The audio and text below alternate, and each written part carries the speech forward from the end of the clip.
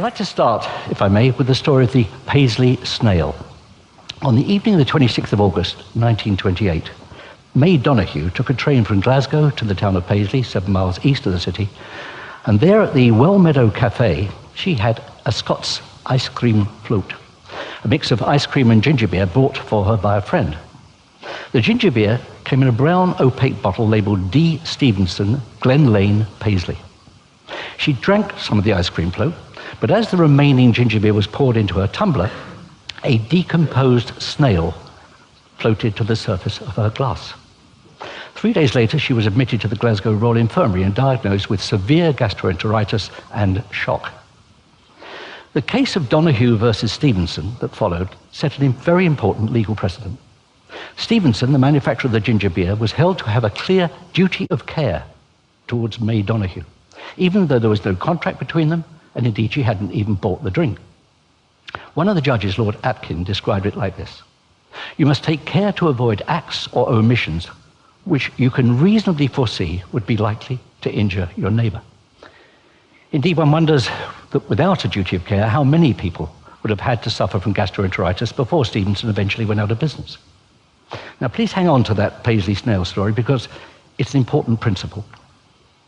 Last year, the Hansard Society, a non-partisan charity which seeks to strengthen parliamentary democracy and encourage greater public involvement in politics, published, alongside their annual audit of political engagement, an additional section devoted entirely to politics and the media.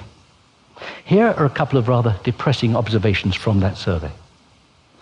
Tabloid newspapers do not appear to advance the political citizenship of their readers, relative even to those who read no newspapers whatsoever.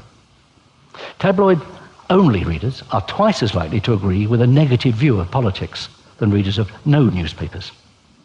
They're not just less politically engaged, they are consuming media that reinforces their negative evaluation of politics, thereby contributing to a fatalistic and cynical attitude to democracy and their own role within it. Little wonder that the report concluded that, in this respect, the press, particularly the tabloids, appear not to be living up to the importance of their role in our democracy. Now, I doubt if anyone in this room would seriously challenge that view. But if Hansard are right, and they usually are, then we've got a very serious problem on our hands, and it's one that I'd like to spend the next 10 minutes focusing upon. Since the Paisley Snail, and especially over the past decade or so, a great deal of thinking has been developed around the notion of a duty of care, as it relates to a number of aspects of civil society. Generally, a duty of care arises when one individual or group of individuals undertakes an activity which has the potential to cause harm to another, either physically, mentally, or economically. This is principally focused on obvious areas, such as our empathetic response to children and young people, to our service personnel, and to the elderly and infirm. It has seldom, if ever, extended to equally important arguments around the fragility of our present system of government, to the notion that honesty, accuracy, and impartiality are fundamental to the process of building and embedding an informed, participatory democracy. And the more you think about it, the stranger that is. A couple of years ago, I had the pleasure of opening a brand new school in the northeast of England. It had been renamed by its pupils as Academy 360. As I walked through their impressive glass-covered atrium, in front of me, emblazoned on the wall, in letters of fire, was Marcus Aurelius' famous injunction: if it's not true, don't say it. If it's not right, don't do it. The head teacher saw me staring at it and he said, "Oh, that's our school motto." On the train back to London, I couldn't get it out of my mind. I kept thinking, can it really have taken us over 2,000 years to come to terms with that simple notion as being our minimum expectation of each other? Isn't it time that we developed this concept of a duty of care and extended it to include a care for our shared but increasingly endangered democratic values? After all, the absence of a duty of care within many professions can all too easily amount to accusations of negligence, and that being the case, can we be really comfortable with the thought that we're in effect being negligent in respect of the health of our own societies and the values that necessarily underpin them? Could anyone honestly suggest, on the evidence, that the same media which Hansard so roundly condemned have taken sufficient care to avoid behaving in ways which they could reasonably have foreseen would be likely to undermine or even damage our inherently fragile democratic settlement? Now, there'll be those who will argue that this could all too easily drift into a form of censorship, albeit self-censorship. But I don't buy that argument. It has to be possible to balance freedom of expression with wider moral and social responsibilities. Let me explain why by taking an example from my own career as a filmmaker. Throughout that career, I never accepted that a filmmaker should set about putting their own work outside or above of what he or she believed to be a decent set of values for their own life, their own value, their family, and the future of the society in which we all live. I go further. A responsible filmmaker should never devalue their work to a point at which it becomes less than true to the world they themselves wish to inhabit. As I see it, filmmakers, journalists, even bloggers are all required to face up to the social expectations that come with combining the intrinsic power of their medium with their well-honed professional skills. Obviously, this is not a mandated duty. But for the gifted filmmaker and the responsible journalist or even blogger, it strikes me as being utterly inescapable.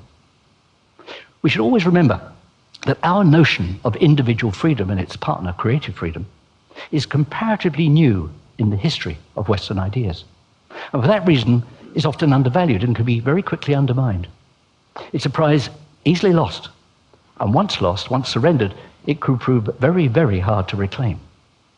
And its first line of defense has to be our own standards, not those enforced on us by a censor or legislation.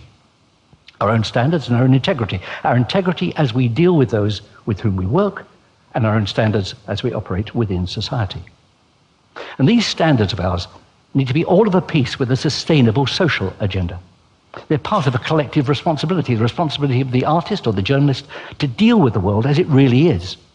And this, in turn, must go hand in hand with the responsibility of those governing society to also face up to that world and not to be tempted to misappropriate the causes of its ills. Yet, as has become strikingly clear over the last couple of years, such responsibility has to a very great extent been abrogated by large sections of the media. And as a consequence, across the Western world, the oversimplistic policies of the parties of protest and their appeal to a largely disillusioned, older demographic, along with the apathy and obsession with the trivial that typifies at least some of the young, taken together, these and other similarly contemporary aberrations are threatening to squeeze the life out of active, informed debate and engagement. And I stress active. The most ardent of libertarians might argue that Donahue versus Stevenson should have been thrown out of court, and that Stevenson would eventually have gone out of business if he'd continued to sell ginger beer with snails in it. But most of us, I think, accept some small role for the state to enforce a duty of care. And the key word here is reasonable. Judges must ask, did they take reasonable care, and could they have reasonably foreseen the consequences of their actions? Far from signifying overbearing state power, it's that small common sense test of reasonableness that I'd like us to apply to those in the media who, after all, set the tone and the content for much of our democratic discourse. Democracy, in order to work, requires that reasonable men and women take the time to understand and debate difficult, sometimes complex issues. And they do so in an atmosphere which strives for the type of understanding that leads to, if not agreement, then at least a productive and workable compromise. Politics is about choices. And within those choices, politics is about priorities.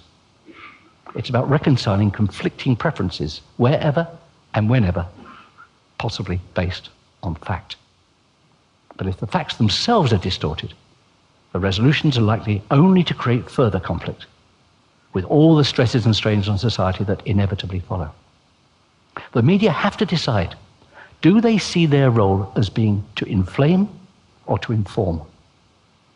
Because in the end, it comes down to a combination of trust and leadership.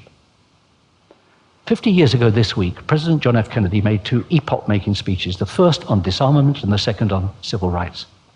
The first led almost immediately to the Nuclear Test Ban Treaty, and the second led to the 1964 Civil Rights Act, both of which represented giant leaps forward. Democracy, well-led and well-informed, can achieve very great things, but there's a precondition. We have to trust that those making those decisions are acting in the best interest, not of themselves, but of the whole of the people. We need factually based options, clearly laid out, not those of a few powerful and potentially manipulative corporations, pursuing their own frequently narrow agendas, but accurate, unprejudiced information with which to make our own judgments. If we want to provide decent, fulfilling lives for our children and our children's children, we need to exercise to the very greatest degree possible that duty of care for a vibrant and hopefully a lasting democracy. Thank you very much for listening to me.